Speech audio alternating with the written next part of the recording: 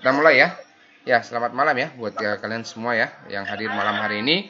Ya, walaupun hanya bertiga tapi tidak apa-apa. Nah, saya kemarin yang hari Jumat lalu, Jumat kalau nggak salah hari apa, Jumat hari apa ya, bincang-bincang dengan beberapa teman kalian yang kontrak mata kuliah ini, yang sebelumnya Pak Hence ajar ya. Nah, saya dapat beberapa info bahwa kalian sudah melakukan presentasi ya.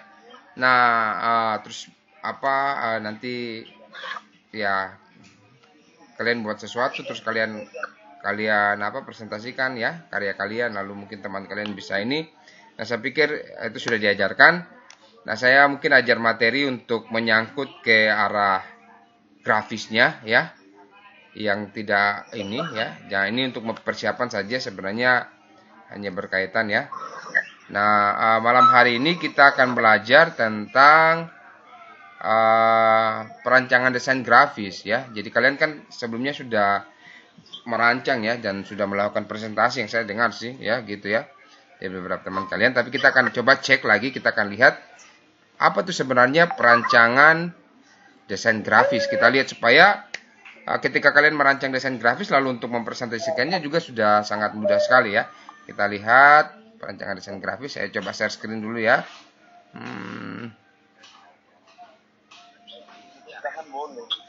Saya share screen. Oke ya, sabar ya.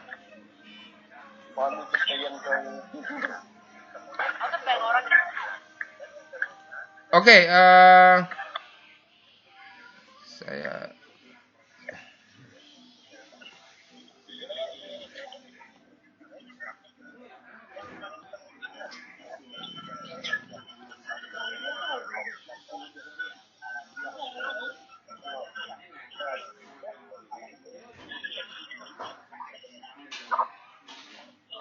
ya, materinya sudah kelihatan ini kah?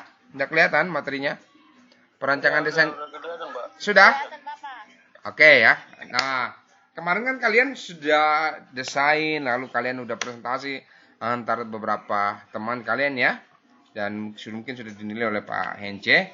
Nah, saya akan mulai dengan sebenarnya beginning atau awalnya, bagaimana sebelum kita buat presentasi grafis. Jadi sebelumnya kita harus paham dulu perancangan desain grafisnya seperti gimana ya. Nah, pada perancangan desain grafis ini kita harus mengetahui dulu proses perancangan grafis ya. Nah, proses perancangan grafis ini ya, ini kenapa sampai kita butuhkan ya? Karena bertujuan itu mengkomunikasi pesan secara tepat kepada audiens yang tepat serta pada waktu yang tepat. Jadi memang ketika kita mempresentasikan hasil karya kita, memang harus pada audiens yang tepat ya, serta waktu yang tepat. Tidak mungkin ketika kita mempresentasikan hasil karya kita presentasikan, misalkan contoh ya, sekarang kita buat tentang mungkin kajian tentang presentasi tentang Pinang, lalu kita bicaranya ke tukang ikan ya. Nah, itu juga salah ya. Atau mungkin kita buat tentang grafis atau tentang desain mengenai penjualan mungkin souvenir ya, baru kita presentasikan pada waktu misalkan contoh tengah malam, itu juga salah. Nah, makanya kita butuh yang namanya proses perancangan grafis ini, karena tujuannya udah jelas dan bisa diukur serta bisa tercapai ya. Nah, kalau kita perhatikan ya, secara umum proses perancangan grafis itu biasanya dimulai dari konsep ya.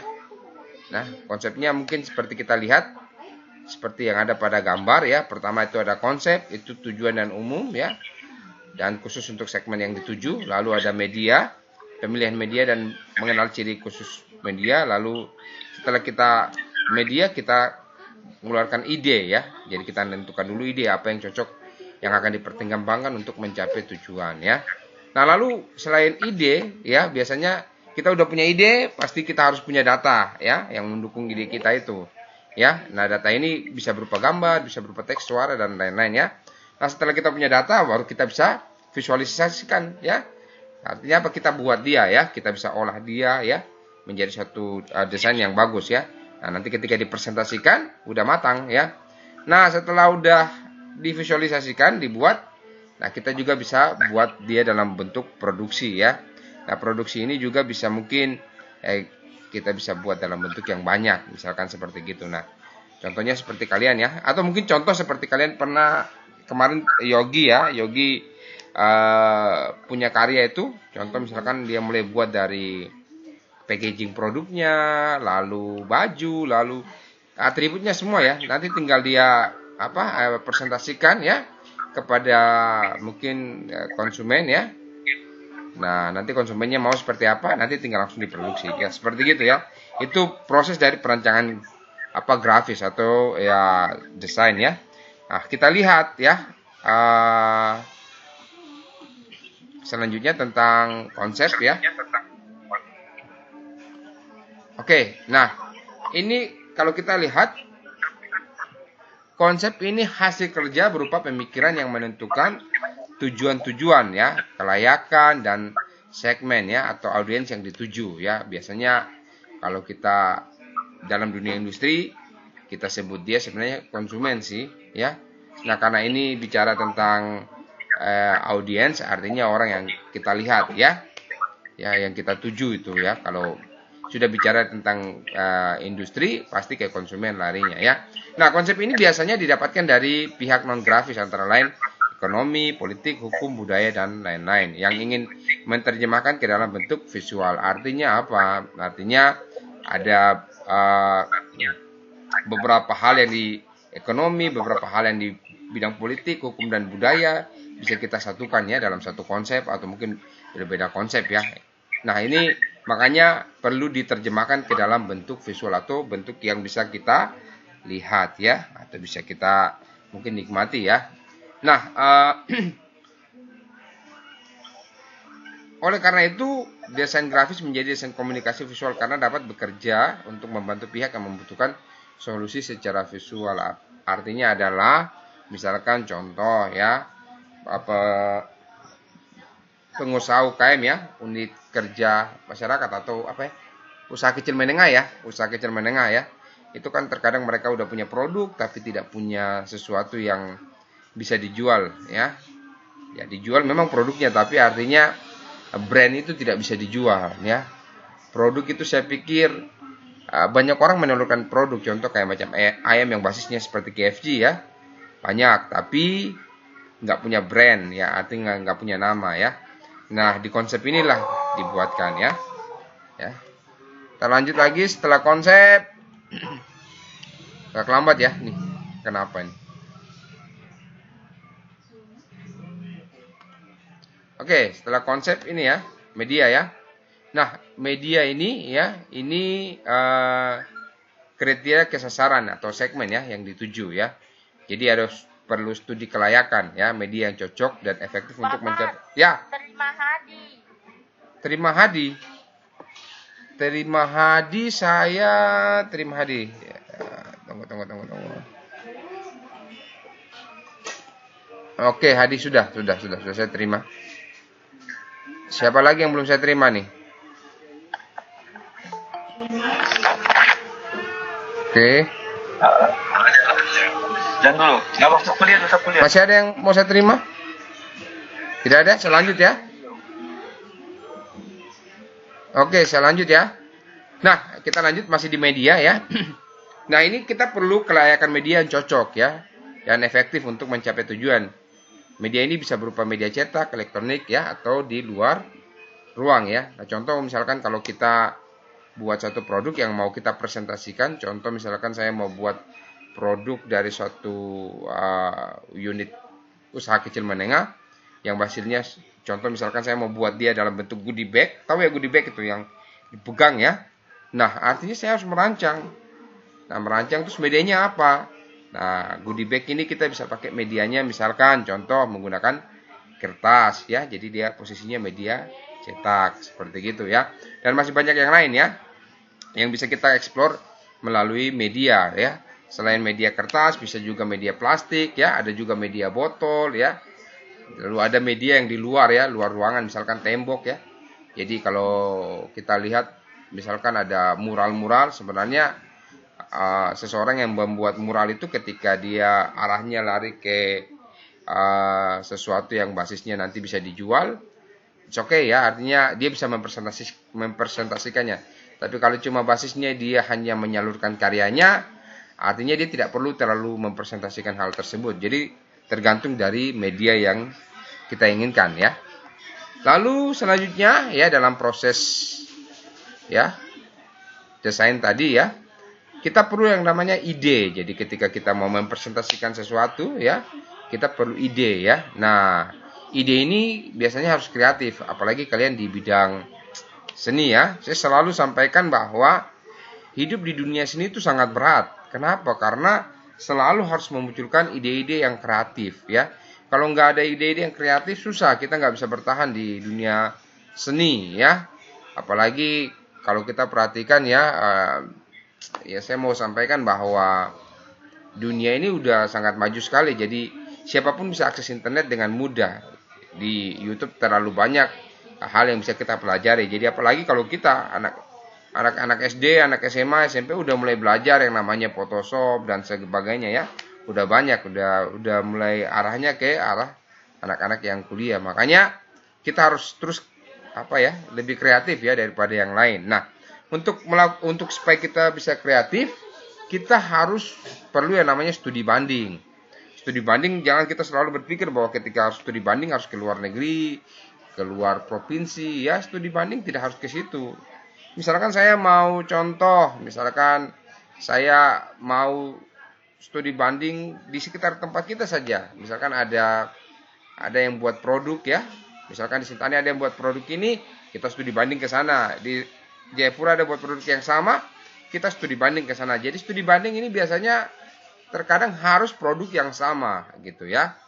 Supaya kita bisa membandingkan ya dan bisa punya ide ya. Lalu kita perlu juga ada literatur ya. Literatur misalkan contoh kita bisa buka buku ya. Untuk mendapatkan ide atau gagasan kita bisa buka buku dan mungkin literatur juga dari beberapa orang ya. Artinya ya secara lisan ketika dia ngomong itu termasuk literatur juga ya.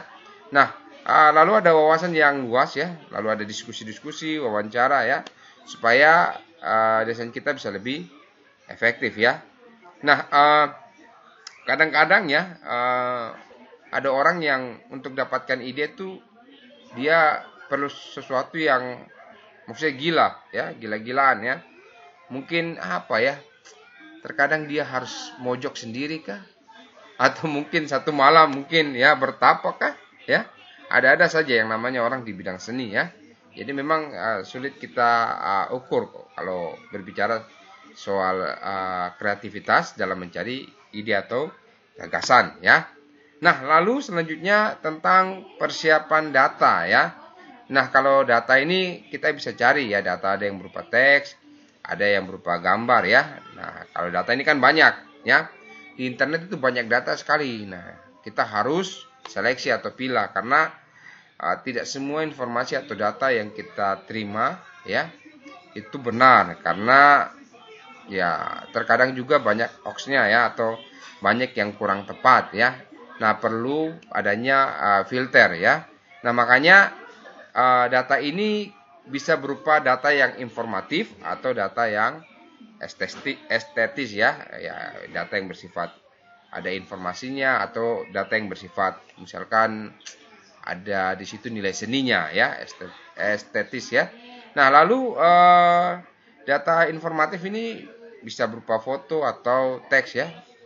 Kalau data estetis bisa berupa bingkai, background, efek grafis ya, garis atau bidang ya. Jadi udah sangat jelas sekali ya untuk kita mencari data ya, baik informatif maupun estetis ya. Nah, dalam pencarian atau persiapan data ini, apalagi kalau kalian yang prinsip dasarnya besok rencana mau ke desainer ya, ini memang harus butuh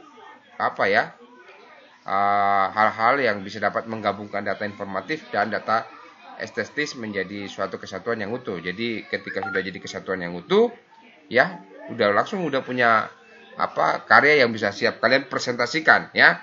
Jadi udah punya presentasi grafis yang udah mantap lah kalau menurut saya karena sudah melalui tadi tahapan-tahapan tadi, ada studi banding ya, ada juga literatur yang lain-lain ya. Nah, kita lanjut lain selain persiapan data. ada visualisasi ya. Nah, di visualisasi ini ya kita akan mensortir ya. Artinya skala prioritas ya. Jadi kita tentukan dulu mana-mana yang perlu kita ambil gitu ya. Misalkan gambar ini kita ambil, gambar itu kita ambil, ada unsur yang ini kita ambil, unsur yang itu. Karena kan dalam mencari ide atau konsep yang kita buat itu kan biasanya banyak konten yang kita masukkan atau banyak konsep yang kita perlukan. Nah, di visualisasi inilah kita mensortir ya, supaya ketika kita mempresentasikan hasil karya kita, hasil grafis kita sudah terfilter ya atau tersortir dengan baik ya. Nah, lalu selanjutnya kita butuh yang namanya layout ya. Layout itu kan kalian tahu lah, saya yakin kalian udah sering atau kemarin udah mendesain, udah tahu posisi layoutnya seperti gimana ya. Ya, nah, jadi posisi layout yang bagus kan harus posisi seperti yang terlihat pada layar kalian, harus ada proporsi, lalu ada keseimbangan, lalu ada irama, ada kesatuan, ada fokus dan kontras ya. Nah, ini layout ini yang diperlukan ya. Jadi kalau mendesain, apalagi prinsip dasarnya ketika itu sudah masuk dalam dunia industri atau kalian sudah berpikir harus ketika saya mau jadi seorang desainer ya, betul-betul ingin terjun, saya pikir ini harus kalian selalu kedepankan ya, baik itu proporsi, keseimbangan, irama, kesatuan, fokus dan kontras ya. Nah, ini untuk layout ya. Lalu yang terakhir nih, kayaknya produksi yang terakhir ya. Kita tidak terlalu lama ya. Nah, setelah terakhir kalau kalian sudah mensortir dan hal lain sebagainya, nah di produksi inilah kalian ya bisa mengaturnya dengan baik ya. Artinya posisinya di mana, lalu bisa dicetak ya, dan bisa diproduksi dalam jumlah yang banyak. Saya pikir mungkin itu saja ya materi saya malam ini, tidak lama-lama. Dan mungkin ada pertanyaan kah? Tidak ada pertanyaan? Kalau tidak ada pertanyaan, ya sudah. Langsung tanya, togel siapa? Apa? Bapak togel nih siapa? Togel. Togel? Togel nih siapa nih keluar? Aduh, ini yang kacau ya, dunia dalam berita ini. Kalau yang kayak begini nih, ini dunia dalam berita, mama. Udah hancur nih. Iya. Bapak bercanda. Saya tahu, sudah tidak apa-apa. Tapi memang saya bukan pemasang togel masalahnya. Seperti begitu. Ada pertanyaan, Hadi? Kalau tidak ada, nanti kita ketemu lagi besok ya. Dalam proses perancangan grafis ya. Jadi iya, kalian kan sudah presentasi toh? Sama Pak Hence kan? Sudah. Ya, konsep-konsepnya nanti saya ngajarkan lah gitu ya. Supaya bisa sampai ke sana toh. Oke, sudah, selamat malam. Kita bisa berakhir. Sampai jumpa besok ya. Jam-jam 7 lagi. Oke.